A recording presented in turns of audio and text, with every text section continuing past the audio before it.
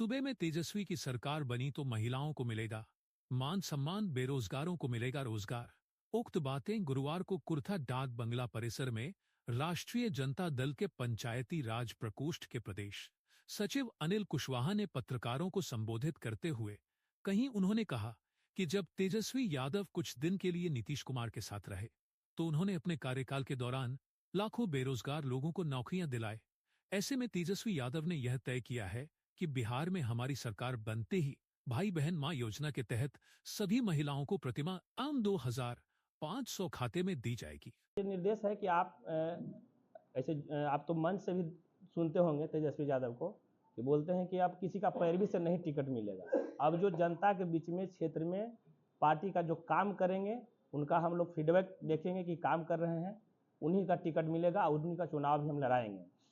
अब खास करके युवा पर ज़्यादा उनका नज़र है कि युवा अब होना चाहिए। हम लोग का तेजस्वी जी मुख्यमंत्री भी हम लोग चाहते हैं कि युवा बने और युवा पर ज़्यादा उनका फोकस है कि युवा नया जो इच्छुक हैं। इसे हम लोग 15 साल से कार्यकर्ता हैं। हम जहानाबाद के युवा के जिलाध्यक्ष भी रहे हैं, अभी पंचायती राज प्रकोष्ठ के सेक्रेटरी हैं पूरे बिहार के। उनका भी है कि नया आदमी को जातीय समीकरण देखते हुए भी हर विधानसभा में युवा को हम लोग लड़ाने का काम करेंगे। इसलिए इस मुद्दा को लेकर आज हम लोग कुर्था में सबसे पहले आके जगदेव बाबू को, जो भी आप जानते हैं पूरे बिहार के लैली नंबर से ही जगदेव बाबू, जिनके नाम से आज भी इस कुर्था जहां पर हम बैठे हुए हैं, ये कुर्था विधानसभा पूरे भारत में इस विधानसभा का नाम कुर्था के आता है। वो सबसे बड़ा चीज़ है कि जो जगदेव बाबू के यहाँ घर है, यहाँ चुनाव लड़ते थे। इसी मुद्दा को लेकर सर हम लोग आज क्षेत्र में जाना चाहते हैं। अभी अभियान तो अभी पार्टी का चल रहा है, कब तक चलेगा उसका तो राष्ट्रीय अध्यक्ष हम लोग का है। राष्ट्रीय अध्यक्ष मुद्दा लेके जा रहे हैं हम लोग, बहुत बढ़िया रिस्पॉन्स है इस मुद्दे। क्या लगता है कि आगामी विधानसभा चुनाव होने वाला है, क्या लगता है तेजस्वी का सरकार बन जाएगा आगामी विधानसभा में? अगर पिछले विधानसभा के आपके पास तो रेकर होगा, हम लोग के महागठबंधन और इंडिया गठबंधन 12,000 वोट से फर्क था भैया। जो कुछ जगह पर आप देखे होंगे भी कि कोई के 12 वोट से, कोई के 35 वोट से, कोई के 200 वोट से 10-12 कैंडिडेट को तो हम लोग का विधायक को तो हरा दिया गया है। इसलिए ऐसा नहीं था कि आगने वाला समय में अब की तो हमको नहीं लगता है कि एनडीए कोई मैटर होगा। खास करके जहाँ जिस धरती पर हम लोग बैठे हैं, मगध के धरती पर तो 0 पर आउट कर दिया।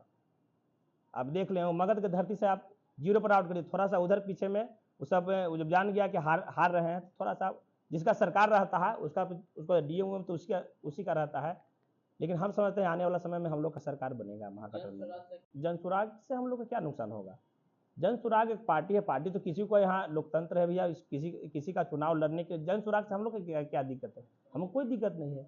और वो तो भाजपा, देखिए वो भाजपा के 4-5 गो दल है, जैसे आरएसएस, उसी तरह से भाजपा का वो एजेंट है। और कुछ थोड़ी मैटर है, वो चुनाव लड़ने जीतने के लिए थोड़ी है। चुनाव लड़ते हैं कि किसको कहाँ हराना है, किसको डेमोलाइज करना है, और खास करके राजद को डेमोलाइज करने के लिए वो चुनाव लड़ रहे हैं। वो भाजपा की भी टीम है, थोड़ी प्रशांत किशोर को कोई पार्टी है। अभी आप देख लीजिए, अभी गंगा किनारे में लगल है, वहाँ 25-25 हज़ार का रसीद कटता है। जो कैंडिडेट चुनाव लड़ना चाहेगा, आप सोच लीजिए 243 विधानसभा है, 243 विधानसभा में एक जगह से 55 को 6 कैंडिडेट आ रहा है, अब 25-25 हज़ार सबसे वहाँ चंदा हो रहा है। वो कंपनी है, वो थोड़ी एक पार्टी है। पार्टी में सुनते हैं कि 25-25-30 हज़ार कैसे चंदा कटता है,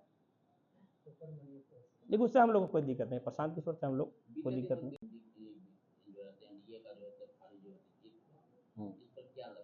देखिए दिल्ली वाला में आप भैया देख रहे होंगे, पिछले बार कुछ हम समझते हैं कि महागठबंधन का जिस तरह लोकसभा में चुनाव हुआ था, तो लोकसभा में कांग्रेस जिस तरह से आप देखे होंगे, जहां पर कांग्रेस के चलते, कांग्रेस अगर मिला के चलते तो हमको तो नहीं लगता था कि वहां भाजपा आ सकता है।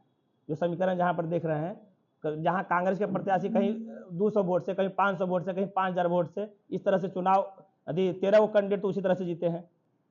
इसलिए हम नहीं समझते कि महागठबंधन जिस तरह से हम लोग यहाँ मजबूती के साथ हैं, उस तरह से रहेंगे तो दिल्ली वाला यहाँ हाल नहीं हो, दिल्ली के बाद यहाँ नहीं हो सकता है।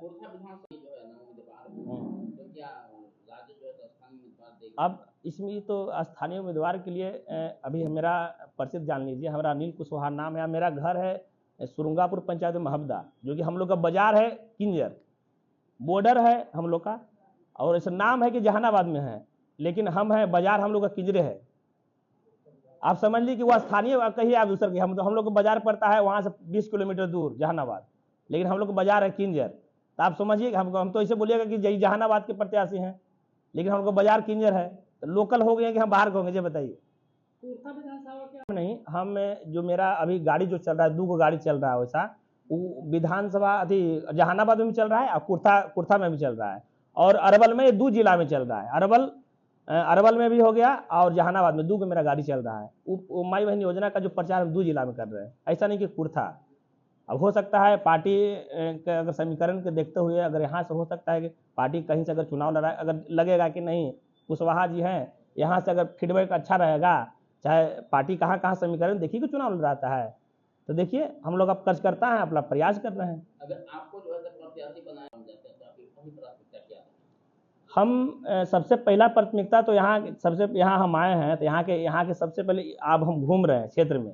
अब देखेंगे कौन कौन चीज़ पर लोग का मांग होता है कि कौन कौन चीज़। अभी हम यहाँ आए हैं, यहाँ के बाद हर पंचायत में जाएंगे। अब पंचायत के आदमी से बात करेंगे कि आपको मुद्दा क्या है, आपको दिक्कत क्या है, जो नेता को हम बता सकें।